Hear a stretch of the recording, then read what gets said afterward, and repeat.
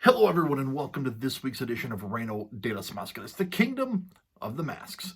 I am your host, as always, Rey de Mascaras, and today we're going to jump right into it. Why? Because we got a lot to cover. So no housekeeping, nothing fancy like that. We're just going to get right into it. Why? Because we got a lot to cover.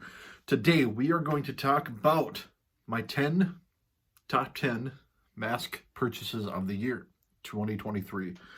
A busy year. I had a lot of first-time experiences, a lot of first-time masks. So let's just jump right into it. I'm going to present these in no particular order. I've got them all over to the side here. I'm just going to kind of talk about them for a couple minutes maybe, and then go to the next one here. So first and foremost, we're going to talk about the first purchase of the year for me this year, which was this amazing ring-worn Valiente mask. And this one, I tried to coin a new phrase, ring abused, because this one was certainly ring used and definitely ring abused. Ultimo Guerrero got a hold of this one early in the match, and he tore it apart. This was from a 2017 match between the two, but yeah, as you can see, this one, this one got put through the ringer just a little bit. But a first-time mask for me in Valiente.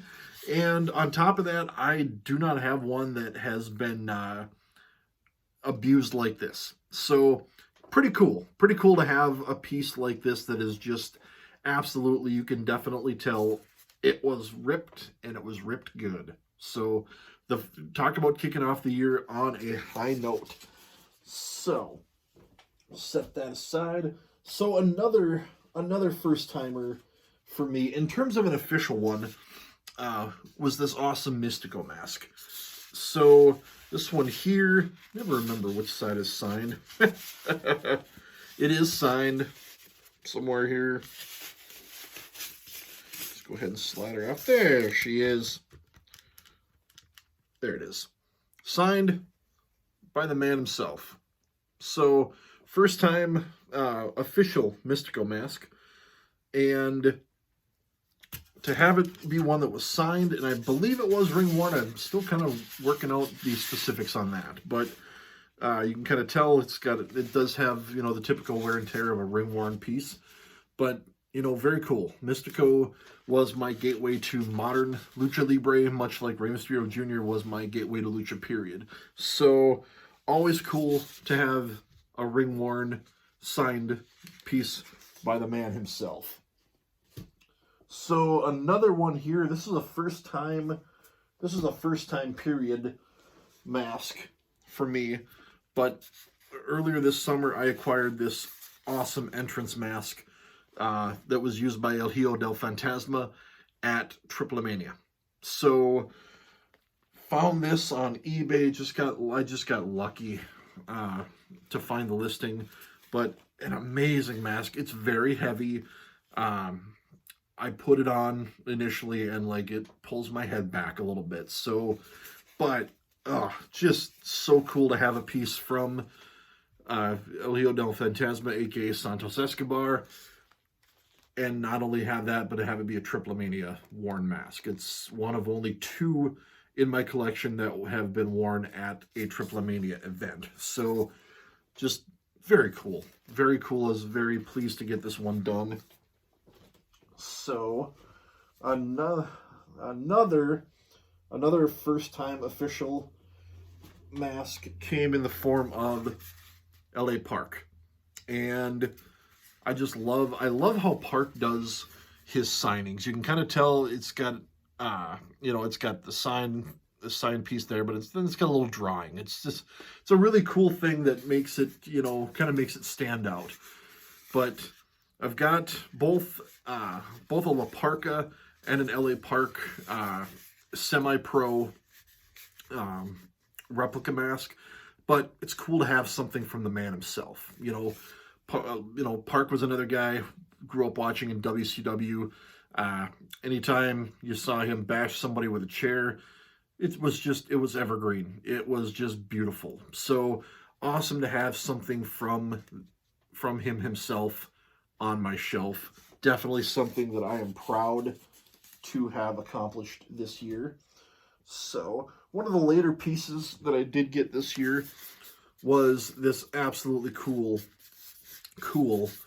uh, Penta El Cero Miedo half Venom inspired piece with the spiders on the side here. I had a pretty cool semi-pro version of this. I did sell it to a friend here recently, but the fact that I have this on my shelf is just so darn cool. I think I have more signed Penta masks than I do anyone else. So it was kind of like, do I really need one? But like, it was too good to pass up. What can I say? So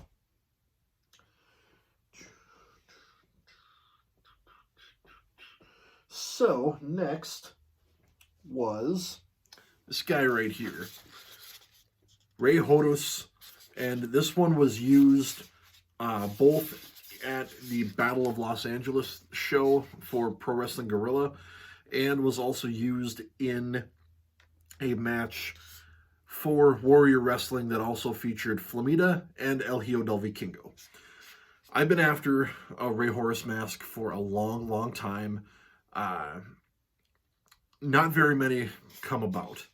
I think it was this one, and then I think two others that had popped up that I missed out on. One was another PWG worn mask, but this one popped up on Republic of Lucha. I had to do it, and to have something that was used in, not necessarily in Battle of Los Angeles, but at the event itself. I believe it was him and Aramis taking on Black Taurus and Latigo, but to have something that was used in not only that match, but a match with Vikingo in the same ring, had to have it. So checked off multiple boxes with this one.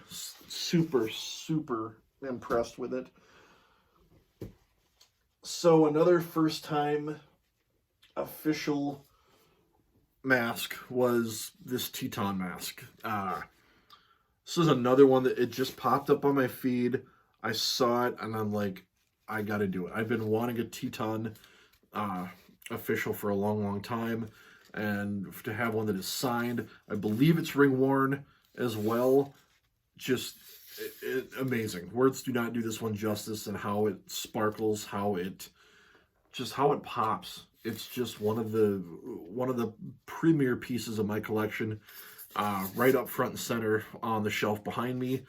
And no matter what we do as far as rearranging, I've got some plans to rearrange here, but this one is always going to be at the forefront of the shelf. Just one of my favorites overall, right here. And set it down here.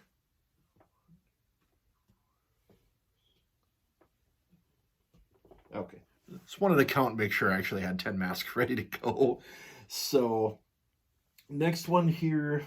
So, the next ones here that I'm going to pull out are ones that I've checked off multiple boxes with. So, first of all, Ultimo Dragon. Ultimo Dragon, one of the first guys that caught my eye on WCW television when it was the era of him, Rey Mysterio Jr., Psychosis. I've wanted something official from Ultimo for a long time, and this past October, Time Bomb Pro Wrestling brought him in, and I got to buy this one directly from Ultimo and have it signed by him in person. I was absolutely in awe of getting this one. So much so I forgot to take any pictures with him at the time, but it was just like I was frozen. I saw this mask laying there. He must have had almost 100 masks. So, the fear of like, shoot, am I going to get a mask? That was erased ultra quickly. I was able to, get the one I was looking for, and I had to do it, and I have no regrets. This is another one of those up front and center ones. This was one of the highlights of my year overall. So, bam, I love it. I absolutely, I can't say anything more about this one that I haven't said already, either in this or the video that I did with this one. And you can kind of see right behind me there the RS mask that I got on the same night. Absolutely stunning and a life, kind of a lifetime goal for me to meet Ultimo Dragon in the first place, but to also check off that box of getting a mask signed by him. Just icing on the cake right there. So, go here. Sorry, my camera thing. Okay, there we go. Sorry. I thought the thing was getting ready to come down, so I wanted to make sure it was all good to go here. So, anyway, so it's very hard. I'm trying to do this in some sort of an order, but also not in a particular order. But next up was, one of the highlights of my year, and it was only 2 weeks into it, but getting RS's entrance mask from WrestlePalooza for First Wrestling back in January. This mask he wore to the ring, hung it up on the post right in front of us, and this match turned out to be one of my absolute favorites of the year. And it's funny because I wasn't so much actively looking to get one. I mean, I definitely wanted an RS mask, but that night I was kind of a little tunnel visioned looking for a commander mask, but unfortunately he didn't have any with, and I kind of shuffled over to RS's table, and he had a pretty good collection of masks out, but he pointed to this one, said this was the one I wore tonight, and that was like, yep, that's exactly the one. And it was kind of the same story with the one behind me here that I got at Time Bomb. He had masks. He said, I've got these ones. I've also got the one I wore tonight. I said, that's the one, my friend. And it was great. I've gotten to see RS now twice this year. No, 3 times, excuse me. The second time was for First Wrestling as well at the Mall of America. And I told this story a couple of episodes ago, but we were walking to get some food before the event, and my wife got really excited. She goes, Vikingo, it's Vikingo. And I thought she had seen one of the video screens that was playing the advertisement. And nope, 10 feet ahead of me, sitting at a table eating some food, was Elio del Vikingo and RS. So my wife still has not let me live down that she spotted them before I did. I was like total tunnel vision trying to get to food, because I was like, food, we got to get in line, we got to get the seats, all that fun stuff. So she's still not let me live that one down. And last but certainly not least in this adventure here, so this will be my 4th Aramis mask in my collection, my 3rd one that is official, and this one was ring worn on the June WrestlePalooza event, and it is signed. So this was the second go around for us at First Wrestling for WrestlePalooza, and it was really cool. This was, again, it's kind of funny how these work, where I wasn't necessarily gunning for an Aramis mask. Gravity was in town. I was hoping to get a Gravity one, but his merch didn't make it, unfortunately. But I talked to Aramis. I looked at this one. I said, I think this is the one. And he offered to switch gear and wear this one in the ring that night. So he did. Early on in the match, Gringo Loco snapmares him, and he's in front of him, and my heart drops. And I see Gringo's hand go up here, and my eyes are bugging out. I'm yelling, waving my hands, screaming, no, please don't, I'm begging you. And he obviously didn't, but it was funny because at the end of the night, I squared up with Aramis, got this one, got it signed, and I went over to Gringo and I looked him dead in the eye and I said, you damn near gave me a heart attack. And he kind of looked at me confused. He goes, why? And I held the mask up, and he looked at it, and it took him a second to register, and he about fell over laughing. Remembering then what had happened. He said, if I knew that was the case, I would have ripped it from one end to the other. And I had a good laugh at that, because even if he had, I would have bought this anyway, kind of like the Valiente one. So always kind of fun to have these masks with some cool stories to go behind it. And with Palooza coming up in another couple of weeks, more lucha action is coming. Who knows? Who knows what I'm going to walk out with? I'm kind of hoping to get Latigo's mask. We would be another first timer. It'd be kind of a traditional way of kicking off the year, but we'll see. It'll be fun to see. No matter what, it's going to be a fun night. So that is my top 10 masks of the year for me. Pretty busy year. So hopefully this year stays just as busy. And yeah, I'm looking forward to it. You can look to, if you go to X, you'll see I'm currently counting down the top 30 dives of the year. A couple of those that are on the list I was in attendance for. And there's going to be, maybe if I can figure it out, my video editor is being really weird with one of my clips, but I'm trying to put together a compilation of the fan cam videos that I took this year. So look for that maybe either on X or on YouTube. So with that said, that is this week's episode. That rounds out 2023.